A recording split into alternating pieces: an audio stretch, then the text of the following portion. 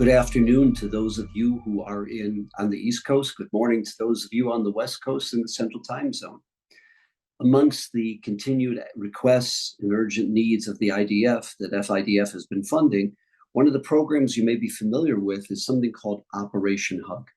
FIDF has funded hundreds and hundreds of parents of lone soldiers to be in Israel, to be with their children when their child gets a day out of Gaza, a day out of the north, etc. And that's a program we do in conjunction with Nefesh B'Nefesh.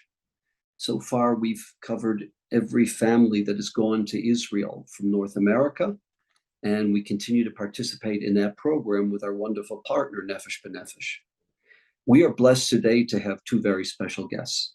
Of course, our General, Major General Nadav Padan, who will be addressing us in the second part of this briefing. But we have a very special person, and that is Corporal Kelly. Corporal Kelly made Aliyah, became a lone soldier. She came to Israel as a lone soldier. At this point, she's been called back as a reserve, and she's serving in Dovrei Tzahal, in the spokesperson's office, briefing the Anglo press, briefing groups like ourselves from across the world daily as events are happening in the south, in the north, and throughout the country. At this point, we want to hand it over to Corporal Kelly, and we thank you so much for your personal sacrifice, for your personal commitment to Israel, and for being a role model to all of us, who hopefully one day will follow in your footsteps and do the ultimate, make Aliyah. Thank you so much. Thank you, Steve, for that briefing, that wonderful introduction. It's really my honor to be here. I'm so privileged to have the chance to speak to you and to update you on everything that's been going on. This is a really historic time, as we know. We're not only fighting for the IDF, we're not only fighting for the state of Israel, we really are fighting for the entire Jewish nation. I think it is a historic moment for the history of our people, and anyone who is involved in it, who is listening to briefings, who is, sharing things on social media, everyone who plays a part in this is really helping us towards winning and towards making sure that we can survive as a nation. So thank you for having me. Should I start with giving some updates? As you may have seen or you may not have seen in international press, Israel is still under heavy rockets attacks, and we are currently engaged full on in operations within Gaza and around the borders, as you have been hearing over the last few days. Just a quick briefing, what we have been experiencing in the past 24-48 hours. So there have been barrages of rocket attacks, and 2 days ago it was from Gaza to Tel Aviv, and yesterday and today from Lebanon. Over this entire period, around 11,000 rockets have been fired. But what is new and what is challenging is that Hamas are firing these rockets from the humanitarian zones in Gaza. So this means that this is the clearest example of a human shield that can actually be, put in front of everyone's eyes. This is a humanitarian zones and areas designated in Gaza where the people are, where the civilians of Gaza have been told to go. And from there, we are seeing these rockets being fired. Just a quick remark about rockets last night from Lebanon. Rockets were fired from Lebanon yesterday, 20 meters away from a United Nations compound.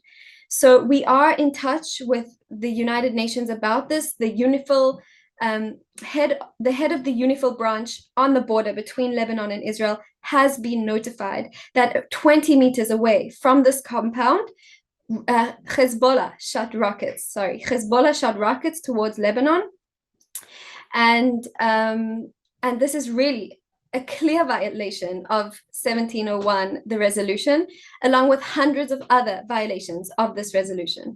So it's just important to state that. What Hezbollah is trying to do is they're trying to distract the IDF from the operations in Gaza.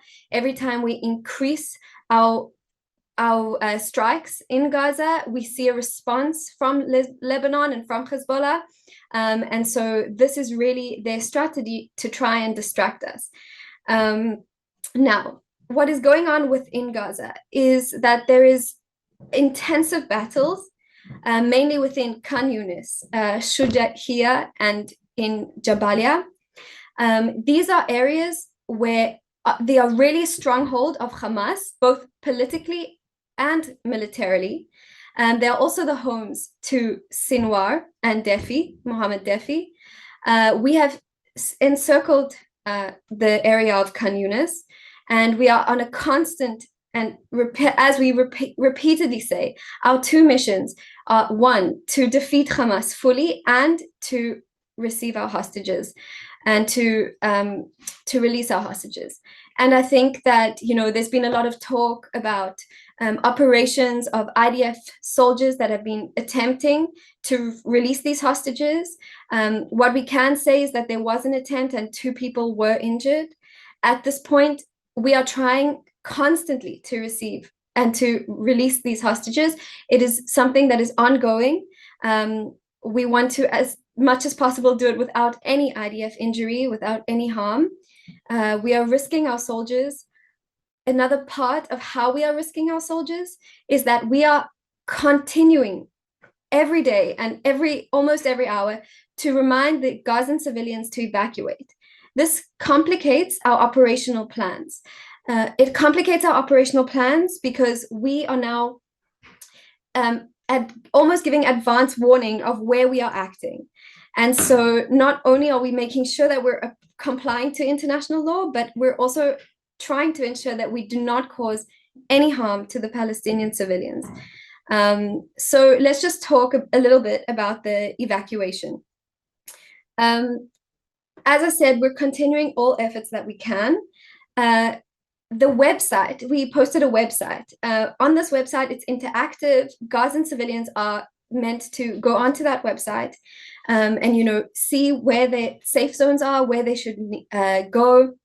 And we got many queries about that in the beginning of the launch of this website. If there was internet, how are they supposed to to use it if there's no power? We've addressed all those issues, that they do have access and they do have cellular capabilities.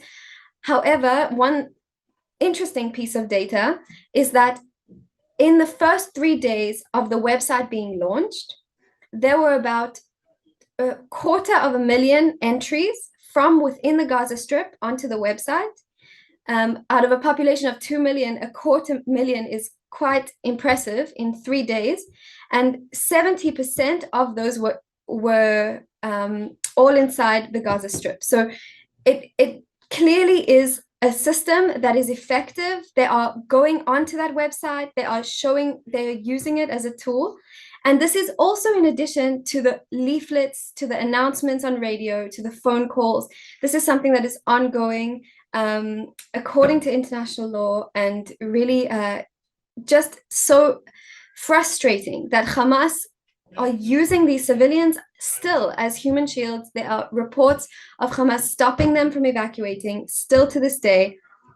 And it's really something we are battling with, but we are trying as much as we can to remove the civilians from this area.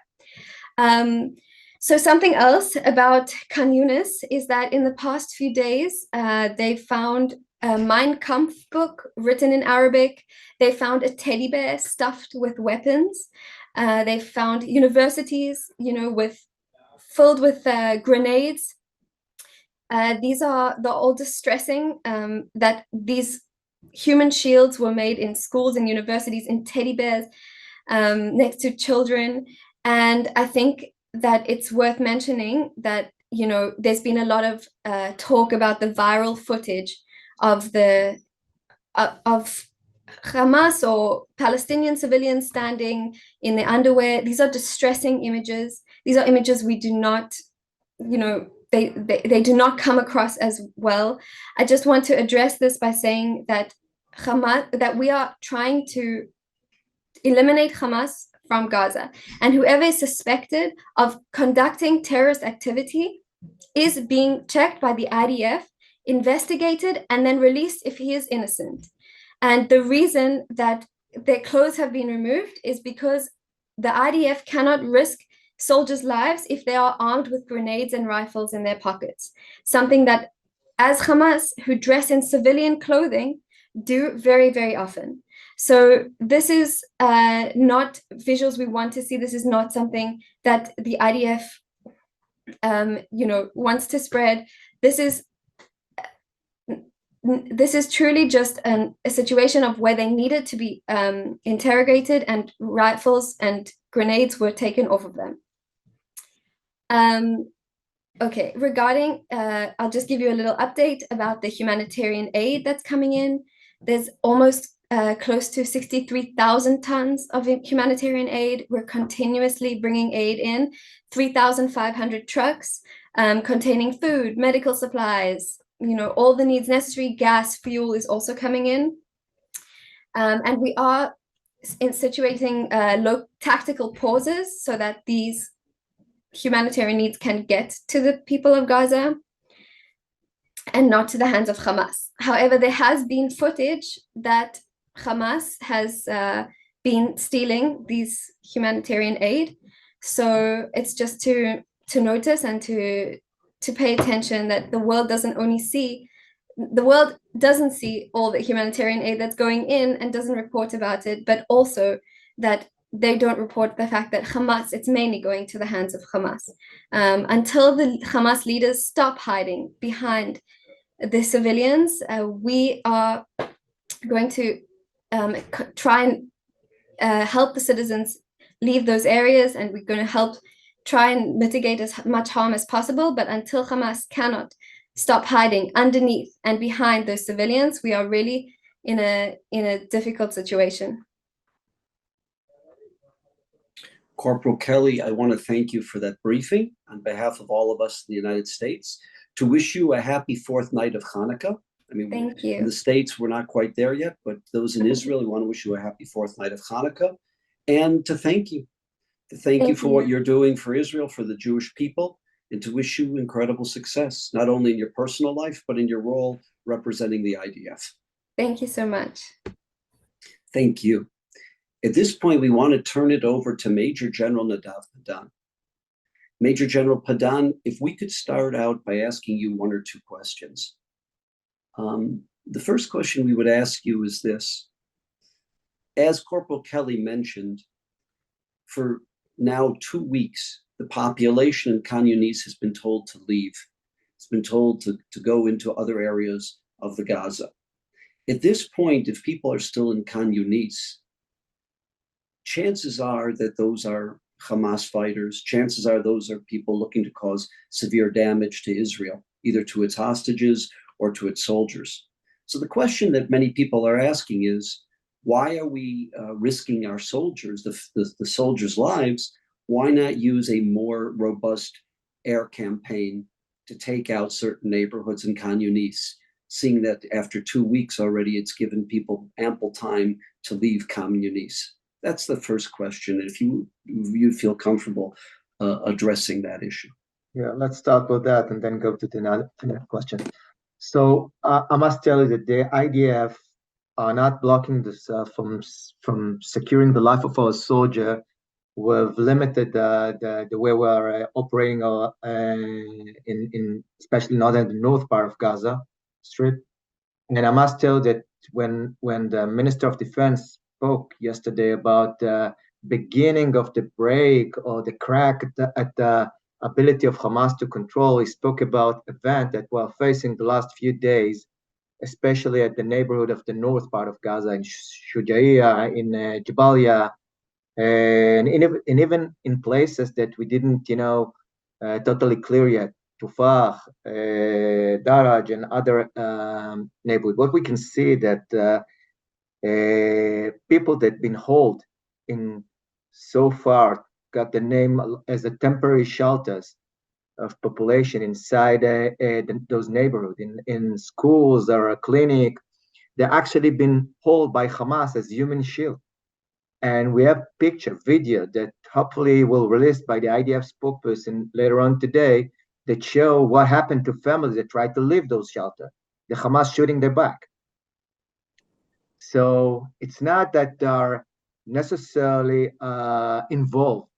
They are hostages or took by force to play a role of human shields for the Hamas terrorists. The issue is that those terrorists that holding them are start starving, are start feeling that the noble leadership of Hamas that's supporting them, they are surrendered the last three, and especially the last 2 days.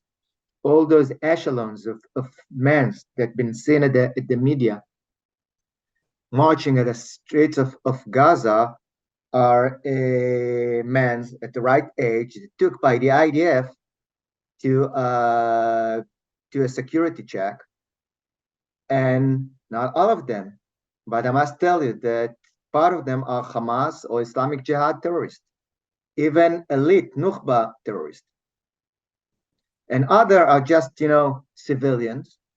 They could be a Muslim Brotherhood supporter or Hamas supporter, but they are not terrorists or activists in the movement. And the other are marching. I mean, all the other family, the elders, the women, and the kids are marching in kind of a humanitarian path that we open to the south. So it's not that we are blocking ourselves, not at the north part of Gaza specifically. In Khan Younis, we are facing different kind of challenge. We're facing different kind of challenge because the way we maneuver into Khan Younis is a bit different than the way that we maneuver at the north. At the north, we start pushing the people back to the south by starting the maneuver from the north part of Gaza Strip and pushing them south to the Gaza River. And when it comes to Khan Younis, we surrounded Khan Younis with a brigade and attacking or launching strike toward the city from 36 degrees parallelically. So it's like put the people of Khan Younis in kind of a dilemma, and now we're open for them again, kind of a humanitarian path and pushing them down to the south to the area of Rafah. They're close to the shore, what we call the Mawasi Tanat, Mawasi improvised camp of the UN. So to wrap it up and to answer the question shortly, we're not blocking ourselves, we're acting smartly. Thank you. Then the second question is, we would like to hear your analysis on some of the presentation that Minister Tzachi Hanegbi made. And he said something that you've discussed many times on these briefings, that in order for the civilians who live in northern Israel, on the Lebanese border in the northern Galilee, to feel a sense of comfort, of stability, that they can actually operate and act as civilians without, God forbid, another October 7th happening on the north, it may very well be that Israel will have to insist that Lebanon, that Hezbollah abide by United Nations Resolution 1701, something that the United Nations themselves has not fulfilled, that the Lebanese have violated from 2006. And that is, there may be zero Hezbollah presence anywhere south of the Litani River in order to create a certain gap or a space in southern Lebanon where you don't have Hezbollah terrorists literally breathing down the neck of civilians living in northern Israel. So he said that is something that we're going to need to have happen, whether it'll happen militarily, through diplomatic resolution, or through some other resolution, in order to protect our people in the north. If you could comment and give your perspective on what Minister Tzachi Hanegbi said. So I definitely agree with what he said. And that's the way the IDF and the Minister of Defense sees the situation. We're saying again and again from the very beginning of our briefs that the fact that we are not launching a bigger operation at the north, it's not because it's not a problem. It's because we are trying to focus as much as we can for now at the south, at the challenge of destroying Hamas, and keeping the challenge at the north along the borders, limited friction along the border under the threshold of war. It doesn't mean that we can get a ceasefire and just go back to the villages and the settlements along the border tomorrow when we'll finish the operation at the south. We'll have to somehow push the Hezbollah north to the Litani River, like we agree in 1701 in 2006. It could happen by force, and it could happen diplomatically.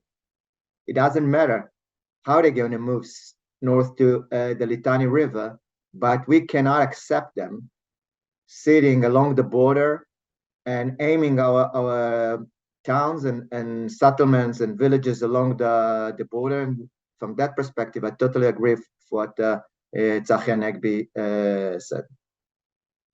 We probably will have to deal with it somewhere over the next few months, I guess, around the spring of 2024. Thank you for sharing that.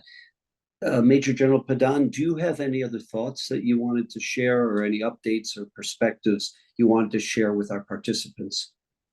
So there is only one thing that we should keep in our mind, and we should continue monitoring. It's what happened at the Middle East as a whole.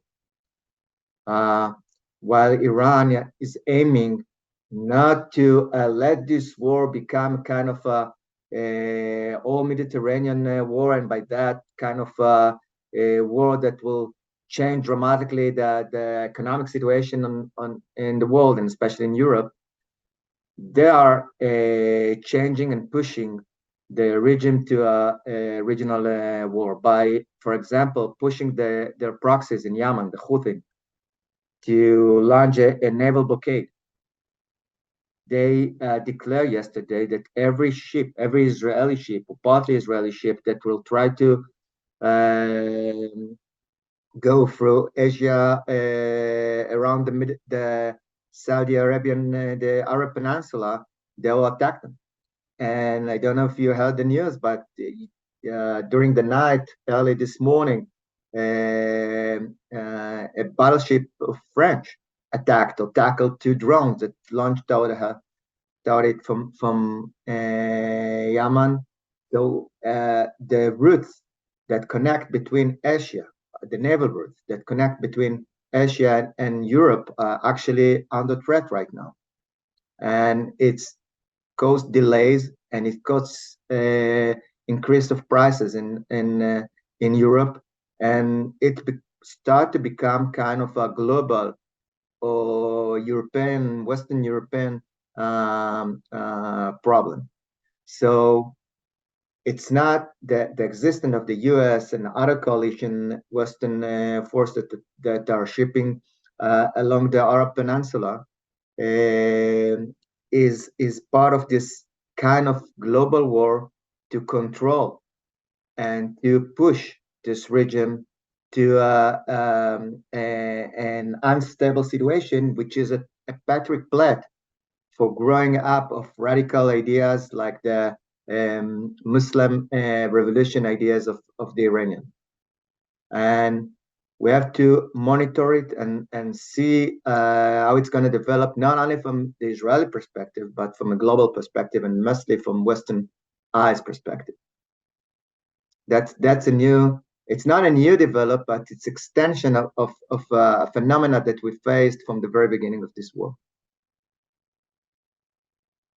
I'm speaking personally because as a German Jew, as a child of German Jewish survivors, the world could have stopped National Socialism in 34, 35, 36, when Hitler was developing, a full ocean, a deep sea navy, when he's developing a Luftwaffe, when they were starting to create the kind of munitions that violated every detail of the Versailles Treaty.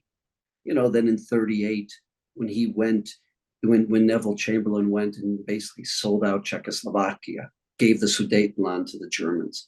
At every step of the way, Germany could have been stopped. And that would have saved 58 million, literally 58 million human beings. The world has never, ever recovered from the disaster of World War II.